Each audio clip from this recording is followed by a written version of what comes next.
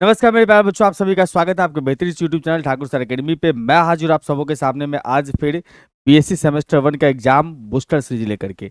Exam booster series क्या है sir? बहुत सारे बच्चे इसी वीडियो के नीचे में कमेंट कर रहे हैं, तो मैं स्पष्ट बता दूं, एग्जाम बूस्टर सीरीज जो हमारा चल रहा है वो बेसिकली इंपॉर्टेंट क्वेश्चन है एग्जामिनेशन के लिए, यानी कि VBI question, guess question, PYQ का ये सीरीज है। मतलब इस सीरीज को अगर आप देख लेंगे तो आपके सेमेस्टर 1 का एग्जामिनेशन में कहीं भी किसी भी तरह की परेशानी नहीं होगी। आप एग्जामिनेशन अच्छे से लिख पाएंगे और अच्छा रिजल्ट ऑब्टेन करेंगे। तो आज का जो हमारा सेशन है इसमें हम लोग सब्जेक्टिव क्वेश्चंस देखने वाले हैं। याद रखना, ये सब्जेक्टिव क्वेश्चंस जितना भी करवा रहा हूँ, PYQ है, VBI क्वेश्चंस हैं या गेस क्वेश्चंस है, इस रूप में आप इसको एक्सेप्ट कर लो। मतलब ये सीरीज आपके एग्जामिनेशन में चार चांद लगा देगा। तो जरूर से शेयर भी करना और सेशंस को बड़े प्यार से देखना है। आइए, सबसे पहला क्वेश्चन है, find the rank of this matrix. इस मैट्रिक्स का हमें रैंक निकालना है। तो हमारे पास जो मैट्रिक्स दिया हुआ है वो दे रखा है अपने पास में 1 2 3 4 2 1 4 3 3 0 5 और -10 है। अगर आपको रैंक निकालना है तो रैंक निकालने के लिए आपके पास तीन तरह का मेथड होता है। पहला होता है डिटर्मिनेंट के कंसेप्ट से, दूसरा होता है एक्लेन फॉर्म में रिड्यूस करके, तीसरा होता है नॉर्मल फॉर्म में। लेकिन मैंने ये बता रखा है आपको, और आप आज सुन भी लीजिए, कि जब कभी भी किसी भी मैट्रिक्स को अगर देखते हैं आप, वो अगर 3/3 का है, 3/3 का अगर आपको दिखाई देता है, तो उस केस में आप जो है डिटर्मिनेंट वाला कंसेप्ट लगाइएगा। अगर उससे ज्यादा ऑर्डर का है, एक्लन या नॉर्मल फॉर्म में चेंज करके बनाइए। ये भी याद रखिएगा, एक्लन फॉर्म में बदलने के लिए सिर्फ रो ऑपरेशन ही अलाउ है, और नॉर्मल फॉर्म के लिए रो कॉलम दोनों में से कोई भी ऑपरेशन आप लगा सकते। चलिए एक्लन फॉर्म में ही ले जाने की कोशिश करते हैं हम लोग। उसमें एक्लन फॉर्म का रूल ये होता है कि मैक्सिमम जीरोज आपको नीचे तरफ से बनाना है। R2 में हम जीरो बना सकते हैं, R2 में से घटा देंगे 2 इंटू R1। फिर R3 में भी हम जीरो बना सकते हैं, R3 में से अगर घटा दिया जाए 3 इंटू R1, तो 3 से मल्टीप्लाई घटा दीजिएगा, ये जीरो हो जाएगा, ये जीरो हो जाएगा, 2 से मल्टीप्लाई करके घटाने पर तो अपने पास जो मैट्रिक्स आएगा इक्विवेलेंट टू A होगा। अब यहाँ पर R1 में तो कोई चेंज नहीं करना है ना।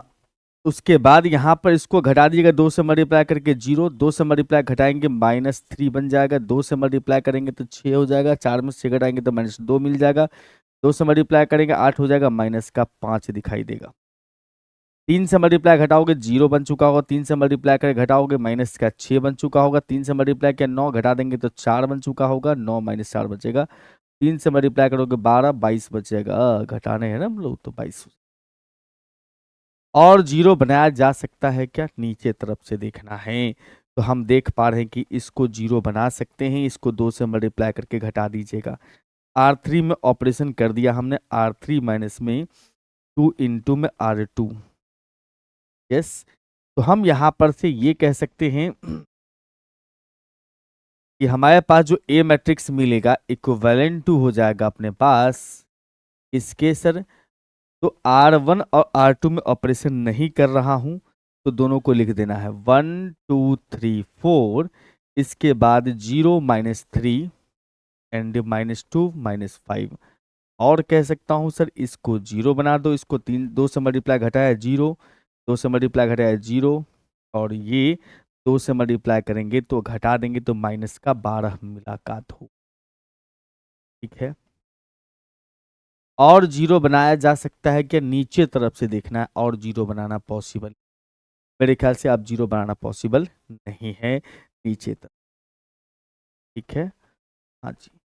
अब एक चीज और है कि सर एक्लन फॉर्म में ये आ चुका है। बस एक्लन फॉर्म का एक छोटा सा कंडीशन ये होता है कि जितना भी नॉन जीरो रोज हैं उसके फर्स्ट नॉन जीरो एलिमेंट 1 होने चाहिए। तो आपको R2 में ऑपरेशन कर देना चाहिए -1/3 इंटू R2, और 3 में ऑपरेशन कर देना चाहिए, -1/12 इंटू R3। यहाँ से ए आ जाएगा इक्विवेलेंट टू, ये है अपने पास में 1 2 3 4, 0 आ गया, ये बन चुका होगा अपने पास 1, ये हो जाएगा अपने पास 2/3, ये बन चुका होगा अपने पास में 5/3, और ये 0 0 0 एंड 1। अब देखो भैया ये एक्लन फॉर्म में है, which is एक्लन form, which is एक्लन form. अगर एक्लन फॉर्म में हो मैट्रिक्स तो उस केस में रैंक ऑफ ए बराबर होता है number of non zero rose, number of non zero रोज। मतलब इस मैट्रिक्स में कितना ऐसा रो है जिसके सारे एलिमेंट जीरो नहीं है, नॉन जीरो का मतलब नॉट जीरो। तो हमें दिख रहा है सारे के सारे रोज जो है, इसमें भी जीरो नहीं है, इसमें भी नहीं, इसमें भी नहीं, मतलब अपने पास एक। अच्छा, डिटरमिनेंट वाला मेथड आपको पसंद है तो वो भी लगा सकते, कोई इशू नहीं। और मेरे प्यारे प्यारे बच्चों, अगर आप चाहते हैं कि हमसे जुड़ के और अपने पढ़ाई को बेहतर बनाना, अच्छा प्रिपरेशन करना, कंसेप्ट डेप्थ नॉलेज के साथ, आप हमारे इस प्यारे से app Thakur sir academy app से जुड़ सकते हैं। ये ऐप आपको प्ले स्टोर पर इजीली मिल जाएगा, ठाकुर सर एकेडमी के नाम से, जिस नाम से हमारा यूट्यूब चैनल है उसी नाम से हमारा ऐप भी है। इसको डाउनलोड कर लीजिएगा। इस ऐप के ऊपर में आप 11 12 BS JEE BSc और CUT के कोर्सेस को पढ़ सकते हैं। कोर्सेज दोनों फॉर्मेट में, लाइव रिकॉर्ड दोनों फॉर्मेट में अवेलेबल है। हर कोर्स के अंदर में डेमो लेक्चर्स अवेलेबल है। देखिए, पसंद आए तो आप ज्वाइन कर सकते हैं, कभी भी चैट कर सकते हैं टीचर्स के साथ। डाउट सेशन भी अवेलेबल है, डाउट कॉर्नर भी यहाँ पे अवेलेबल है, अपने मित्रों के साथ डाउट डिस्कस कर सकते हैं। फ्री PDF यूट्यूब पे जितनी भी क्लासेस चलती है उसका PDF, क्वेश्चन बैंक, उसके बाद सिलेबस, ये सारी चीज़ें आपको फ्री में देखने को मिलता है। और आपको यहाँ पर जो है ये हेल्पलाइन नंबर दिया गया 9155545177, इस पर कॉल करके आप अपना किसी भी तरह का क्वेरी हो तो ले सकते। क्या बंधु, चलते अगले क्वेश्चन की ओर। कहता है find the so that the inverse of matrix is unique. Proof करना है किसी भी मैट्रिक्स का इनवर्स जो होता है वो यूनिक होता है। तो यहाँ पर एक मैट्रिक्स हम लोग ऐसा कंसीडर कर लेते हैं जिसका इनवर्स निकलता हो। तो मान लिया A be any invertible matrix. अब यहाँ पर इन्वर्टिबल मैट्रिक्स बोल दिया, इसका मतलब ये बात क्लियर है, ये स्क्वायर मैट्रिक्स है, इसका इन्वर्स निकलता है। ठीक, अब हमें यहाँ पर क्या करना है, इसका इन्वर्स यूनिक होगा प्रूफ करना है। यूनिक का मतलब इसका इन्वर्स एकलौता सिंगल हो सकता है, ये प्रूफ। अच्छा, अगर इसका इन्वर्स सिंगल हो सकता है ये प्रूफ करना हो, तो जब भी यूनिकनेस की बात होती है, तो हम कई बार पढ़े, पिछला लेक्चर डे मेरे ख्याल से 4 में भी एक क्वेश्चन था हर्मिशन स्क्वायर हर्मिशन के समेशन के ऊपर में कि यूनिक होगा। उसमें मैंने बताया था जब यूनिक की बात कर रहा होता है तो आपको क्या करना है, आपको करना ये है कि आपको एक से ज़्यादा मान लेना है, बाद में बताने के भाई दोनों सेम ही है। यहाँ पर वही चीज़ें करना है, इफ़ पॉसिबल, अगर संभव हो, इफ़ पॉसिबल हमने मान लिया let B and C B and C B inverse of A matrix का इनवर्स है। तो डिफिनीशन जो होता है इनवर्स एग्जिस्टेंस का, वो क्या होता है definition sir? From definition of existence of inverse, A into B into A बराबर कितना सर? आई होता है। ए बी बराबर बी ए बराबर आई। एंड ये भी हमने पढ़ा है कि सर सी अगर इनवर्स है तो ए सी बराबर में सी ए बराबर आई होगा। और हमें यहाँ से ये प्रूफ करना है कि बी बराबर यूनिकनेस का मतलब ये है। यहाँ लिख दूँ, we have to prove that, we have to prove that, हमें प्रूफ करना है यहाँ पर क्या, कि बी बराबर सी बराबर। तो चलिए हम यहाँ पर से पकड़ लेते हैं भैया। नाउ वी नो दैट, हम जानते हैं सर, वी नो दैट, हम जानते हैं कि किसी भी मैट्रिक्स को हम लोग उसके आइडेंटिटी मैट्रिक्स से उसको आइडेंटिटी मैट्रिक्स से मल्टीप्लाई करेंगे तो कोई फर्क नहीं पड़ेगा। मतलब बी बराबर लिख सकते हैं आप यहाँ पर से बी आई चाहे आई बी, कोई इशू नहीं। ठीक। और यहाँ पर आप देख पा रहे होंगे कि आई के जगह पे आप लगा सकते हो ए सी चाहे सी, क्योंकि सी को बुलाना है तो हम आई के जगह पर लगा सकते हैं ए सी। तो ऐसा कह सकते हो यहाँ पर कि बी बराबर हो जाएगा अपने पास में ए सी बी इंटू ए सी। और एसोसिएटिव लॉ आपने पढ़ा होगा मैट्रिक्स के अंदर में ही, बाय एसोसिएटिव लॉ।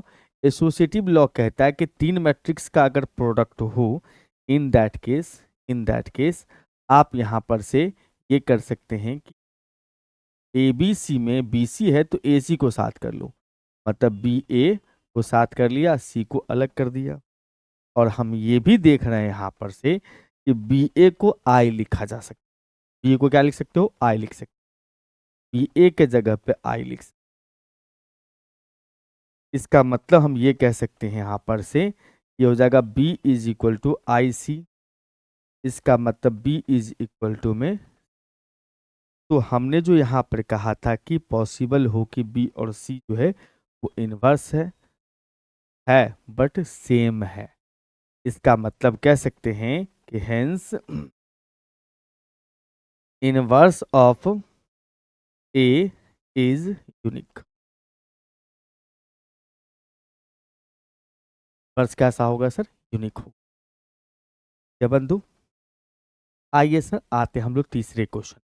कहता है इसमें ए बराबर दिया अपने पास में दो मैट्रिक्स है ए और बी। कहता है प्रूफ करिए कि ए बी बराबर बी ए नहीं हो। नॉर्मल है, 12th में भी इस टाइप के क्वेश्चन। हमारे पास में ए दिया है मैट्रिक्स जिसका एलिमेंट है सर 1 0 2 0 1 2, और अपने पास में बी मैट्रिक्स दे रखा है जो कि 1 -2 है, -2 है, 3 है, -3 और 1 है। अब यहाँ पर से हमें ए इंटू बी निकालना है।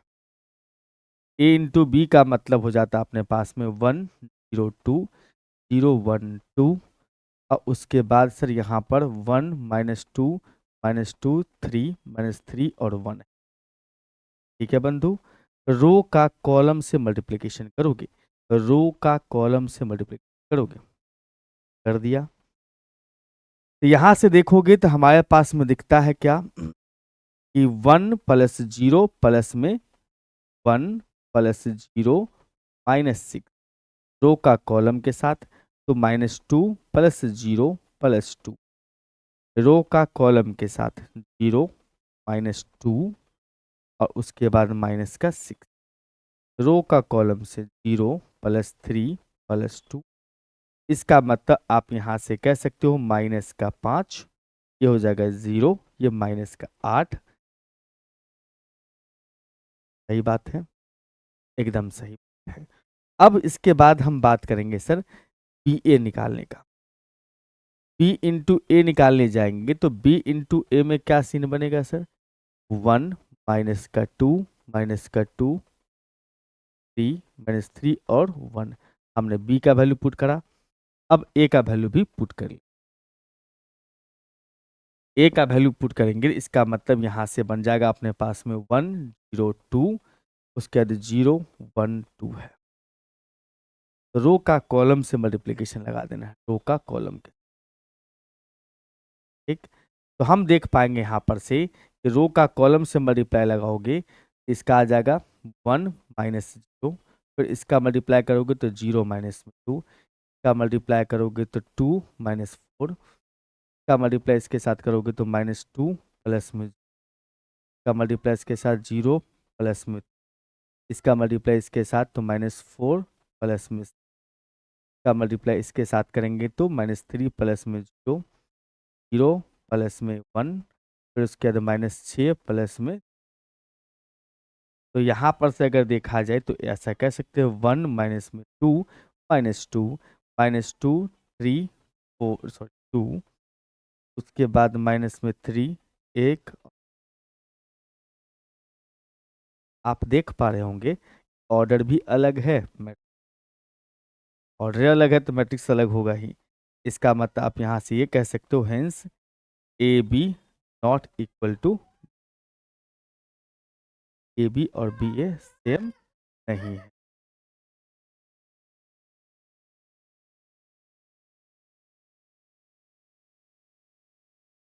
इस लेक्चर में कम ही क्वेश्चन था, छोटा छोटा लेंथ का क्वेश्चन था, तो इस लेक्चर में हम लोग इतना ही रखेंगे। फिर मुलाकात करेंगे आपसे एक नए लेक्चर में, नए वीडियो के साथ, बेसिक्स के साथ। तब तक मुस्कुराते रहिए, घूमते रहिए। Bye bye.